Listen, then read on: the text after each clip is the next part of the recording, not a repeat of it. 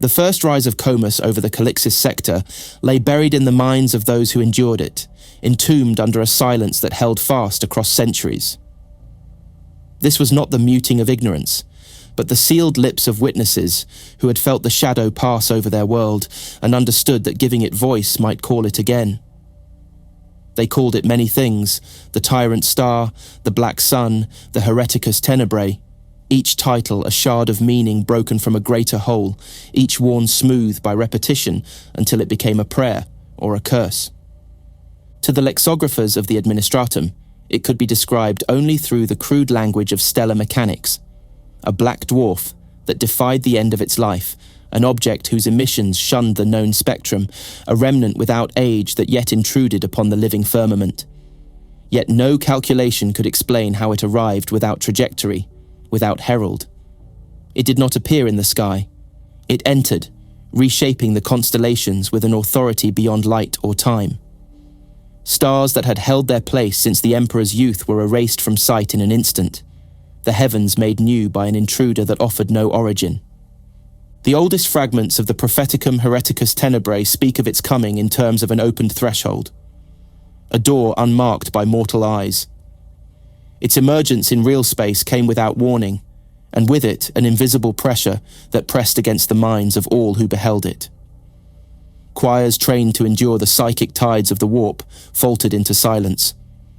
Astropaths convulsed, their tongues swelling and blackening in their mouths. Navigators reported the Astronomican's light burning less brightly in the mind's eye, as though its flame had been drawn deep into shadow. Ships caught in its periphery spoke of Gellerfields straining, of a sense that the void had grown crowded with something impossibly close. Misery 9 became the clearest wound left in its passage, for the calamity unfolded beneath the gaze of the Inquisition. The colony's hub terminus had been tense for days, with the upper platforms bristling with the slender limbs of Mechanicus sensor masts and refractor arrays, each locked to a patch of sky the adepts swore held nothing. The miners' and freighters' crews moved through their routines with eyes already turned upward in their minds. Something was drawing near, though none could say how they knew. Then came the stillness. Work ceased. Conversations thinned into nothing. One by one, the people in the open raised their hands to their ears, heads tilted toward the vault above. Vid feeds captured what the human witnesses could not name. A circle of black, perfect in its edges, moving against the star field without crossing it. No alarm sounded. No word passed from mouth to mouth. There was only that gaze and the unseen pressure it carried. When it broke, it did so with a violence that no officer could have ordered and no creed could have restrained. Men and women set upon one another without reason, using tools, stones, or their own bodies to break and tear. Bone gave way beneath fists. Teeth sank into flesh. Screams were joined by the wet percussion of impact after impact. The Mechanicus adepts at their consoles fared no better. Several fell with their craniums shattered inward, as though struck by invisible hammers.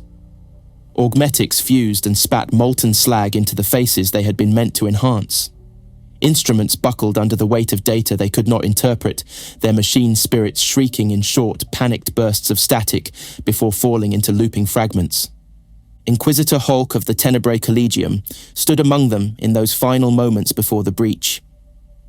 He had come days before, guided by patterns in the prophecy that placed Misery 9 squarely in the star's path. The last sighting of him comes from a shuddering feed, hands to his ears, gaze fixed on the black disk above, rosette catching a last flicker of light from the hub's lumen strips. In the slaughter that followed, his absence was absolute. No corpse, no spore, no trace of his passage beyond that captured image. The fragments of augur records that escaped corruption are strange to watch. Loops of footage that do not repeat cleanly, with details shifting subtly each cycle. A shadow in a window that was not there before. A colonist's eyes turning toward the lens between one playback and the next. Those who study these files speak of dreams that follow, visions of a sky where the stars are gone, replaced by a single void that presses down like a weight. When Comus withdrew from Misery 9, the wound it left did not close. The Tenebrae Collegium locked its records in vaults thick with incense and lead, returning again and again to the verses that speak of a clock running down, a door yet to be opened. The event was over, but the shadow it cast across the Calixis sector lengthened still, patient as the cold between the stars. The Collegium's archives speak in a language of seals, not words. Their chambers are buried so deep beneath the Calixian hive sprawl that the walls carry the weight of entire cities above them. A single passage runs from the surface to their gates, narrow enough for one man to walk abreast.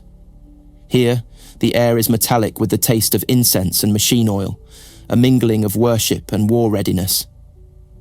Every visitor, even those bearing the rosette, passes through corridors lined with servo skulls and auspex shrines, sentinels that drink in every flicker of movement and pulse of life.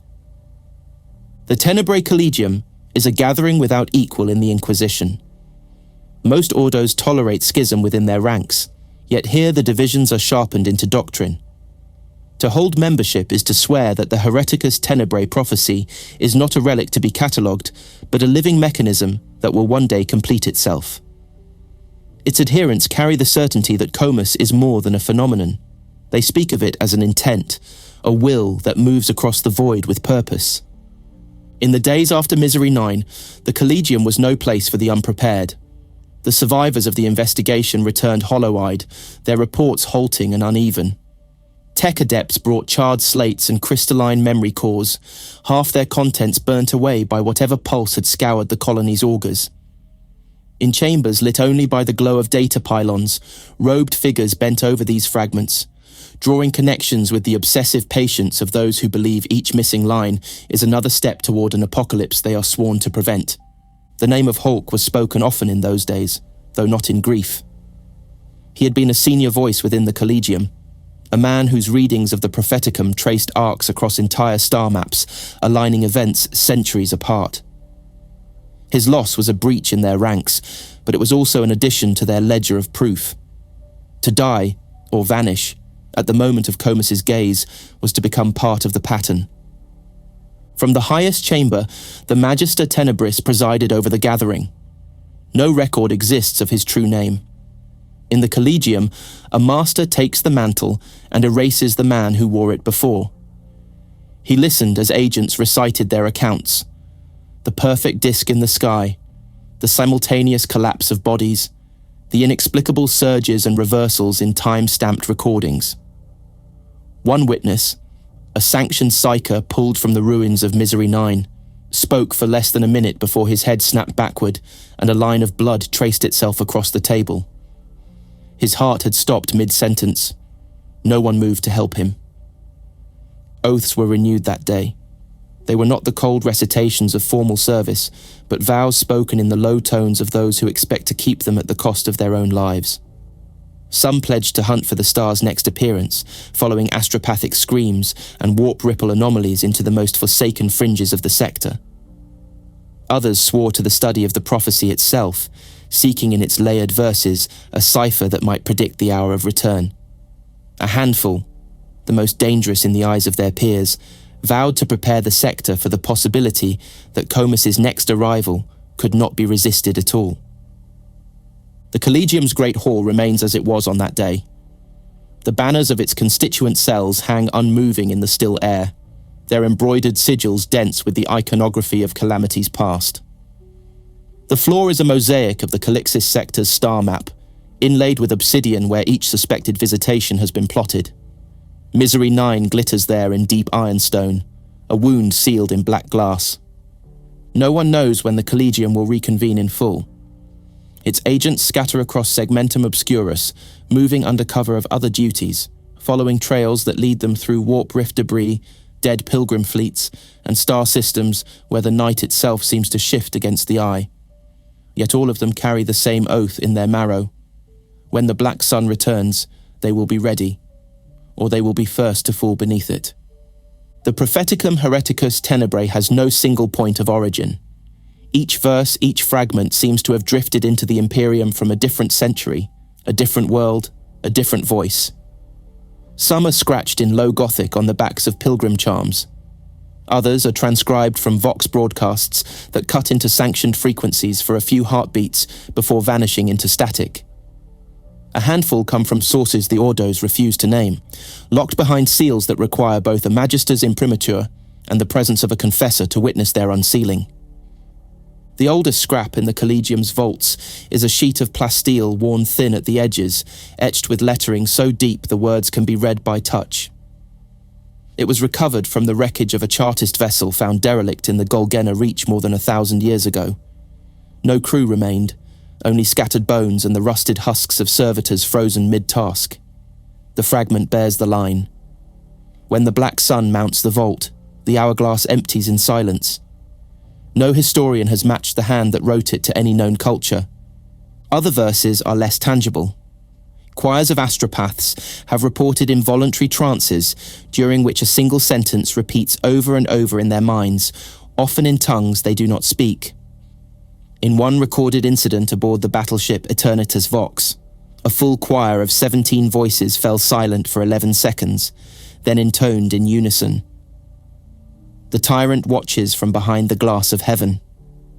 The words were never spoken aloud by human lips. The Voxcasters recorded them without vibration in the air. Patterns emerge when these fragments are set side by side.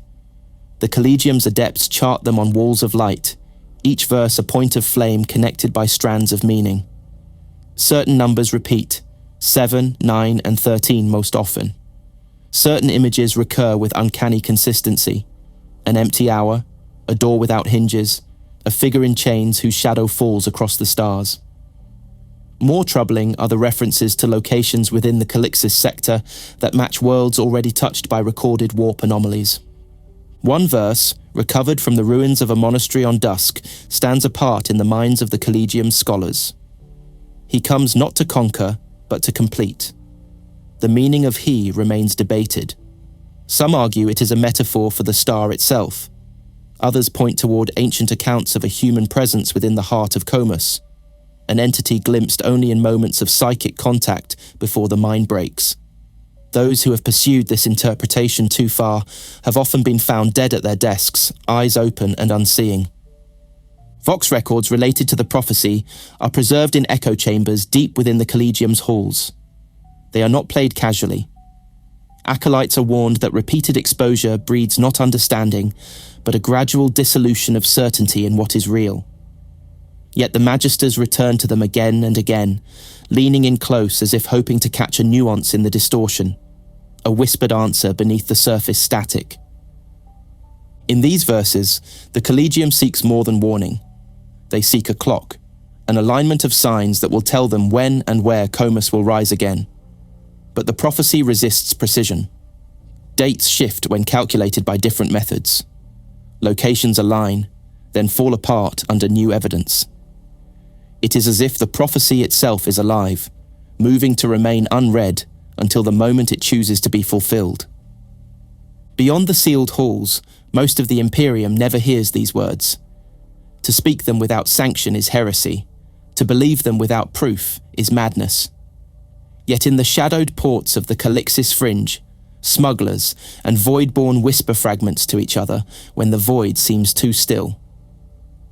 In those whispers, the black sun lives, waiting for the hour when the prophecy will no longer need to be read, because it will be seen. There is no charted course to Comus, yet the path to it may be traced through a single name: Erasmus Harlock. Rogue trader, dynast, and exile, his voyages cut across centuries like wounds. The records that survive are fragmentary: ships' logs etched into void-damp brass, astropathic seals burnt into parchment so brittle it shatters at touch, rumours preserved only in the memories of those too fearful to write them down. All of them agree on one truth. Harlock's final journey took him beyond the mapped edges of the Calixis sector, into a region the charts mark as nothing, and returned with him, or perhaps something wearing his face, set upon a course of vengeance that spanned generations. The Harlock's legacy trilogy, preserved in the Collegium's deepest cells, paints a picture of a man who became a vector for the prophecy. He stepped ashore on worlds later marked in the Propheticum as staging grounds for the Black Sun's ascension. He sought relics spoken of in verses centuries old, each one a device or artifact that linked back to Comus in design or in consequence. Most infamous of these was the steel clock of Quadis, a device whose hands were said to measure not hours, but the slow approach of a moment when all other time would end. Quadis itself is a world of perpetual night, its wealth and decadence lit by the constellations and the slow revolutions of an immense mechanical sphere in orbit above. The Widower, a masked figure of whispered legend, stalked its underworld during Harlock's time there, striking without warning at those who drew too close to the clock. Some say the Widower was Harlock himself in a guise. Others insist it was a servant bound to guard the device until the Tyrant Star returned. Whatever its truth, the trail of bodies left in its wake spelled out a warning the Collegium has never deciphered in full. Harlock's voyages drew him through Dusk, Mara, and other worlds already shadowed by warp taint. Each stop seemed to pull him deeper into alignment with the Propheticum's imagery, as if he were following a map that no one else could see. Witnesses reported him speaking of the star as though it were a destination he would one day reach. One surviving astropathic transmission from his flagship, the Spear of Destiny, contains the phrase, "The sun waits in chains, and I have the key." The transmission ends mid-syllable, as though cut clean by a blade. What Harlock sought beyond the reach of the Navis Nobilite remains the heart of the Collegium's debates. Some magisters argue he entered the domain of Comus itself and bargained for the power to return. Others believe he found a mechanism, some ancient stellar engine, that could summon the Black Sun into real space. A few, heretical even within these walls, whisper that he became part of it, a human will threaded into whatever intelligence stirs behind the void disk. His final recorded act within Imperial space was to vanish into the haloed periphery aboard the Spear of Destiny, leaving only a cascade of warp echoes in his wake. These echoes match disturbances later observed during Comus's manifestation over Misery 9. For the Collegium, this is not coincidence, it is convergence. They chart Harlock's shadow alongside the Propheticum's verses, the two merging into a single darker map. The roads he walked are littered with the dead, but the true ending of his journey remains unwritten. Some in the Collegium believe it will be completed when Comus rises again, and that Harlock will stand at its centre, whether as master, prisoner, or herald. Until that moment, the worlds he touched are watched closely, their skies scanned for the faintest tremor of the Black Sun's return. Within the already secretive sphere of the Inquisition, the Oblationists are a shadow of a shadow. They are not defined by creed, but by a willingness to yield what others would never consider parting with. To them, survival against the galaxy's greater predators demands sacrifice, not as a last resort, but as a daily principle. When they speak of the Hereticus Tenebrae, they do so in the language of wagers, an acceptance that the Tyrant Star's coming cannot be prevented, only prepared for, and that the price of preparation will be measured in blood, sanity, and trust. Their cells in the Calixis sector carry scars from earlier, quieter disasters. Worlds like Calf and Fenk's world remember the sudden quarantines, the unexplained disappearances of entire settlements. Officially, these events were the containment of plague or rebellion. Unofficially, they were the Oblationists' experiments, trials in what must be surrendered to blunt the edge of a greater threat. Those taken in these actions were never returned. The Adeptus Administratum lists them as missing, the Oblationists record them as given. In the wake of Misery 9, the Oblationists moved with unsettling speed. Where the Tenebrae Collegium debated prophecies and sought patterns in the verses, the Oblationists acted. They deployed agents to worlds suspected of lying along Comus's next arc of travel. These agents infiltrated Manufactoria, Shrine Habs, and noble courts, mapping the resources, human and otherwise, that could be stripped away at the moment of need. Their doctrine is brutal in its clarity. If the Tyrant Star feeds on life, then life must be taken from its reach before it arrives, even if that means raising entire hive levels or draining the psychic potential from a planet's astropathic choir. The Magisters of the Collegium view this as heresy in all but name, yet they do not move to destroy the Oblationists outright. There is a grudging recognition that their work produces results, however cold-blooded. The sealed archives contain case studies where predicted warp events failed to materialize after an oblationist purge, though whether this is cause or coincidence remains unproven. The oblationists themselves insist that such moments are proof of their wager paying off, that by paying the tithe early, they deny Comus the feast it seeks. Among their number are psychers marked by strange resilience to the star's influence. These individuals are valued beyond measure, for they can operate within the first stages of manifestation without succumbing to the atavistic rage or psychic collapse that overtakes others. The price of this resistance is steep. Many are driven to self-immolation within months, their minds frayed by whatever currents they endure. Yet for the oblationists, a life burned quickly in service is still a worthy trade if it buys one more hour of preparation. Their hidden sanctums are unlike the ordered austerity of the Collegium. Here, relics and offerings fill every surface, bones of martyrs, phials of blood, fragments of shattered auger lenses taken from sites of past manifestations. Each is a ledger entry in the ongoing account they keep with the Black Sun, a statement that they will pay before they are asked. They believe this buys them clarity, even if it damns them in the eyes of the Emperor's more rigid servants. The wager remains untested in its ultimate form. Comus has not yet come to a world where the oblationists have emptied its coffers entirely in advance. When it does, they will watch to see if the void disk passes by or descends regardless. Until then, they continue to prepare, stripping away what others would protect, convinced that only by offering up what is most dear can the Imperium hope to stand when the Tyrant Star ascends again. When Comus rises, the Calixis sector does not measure its time in days or hours.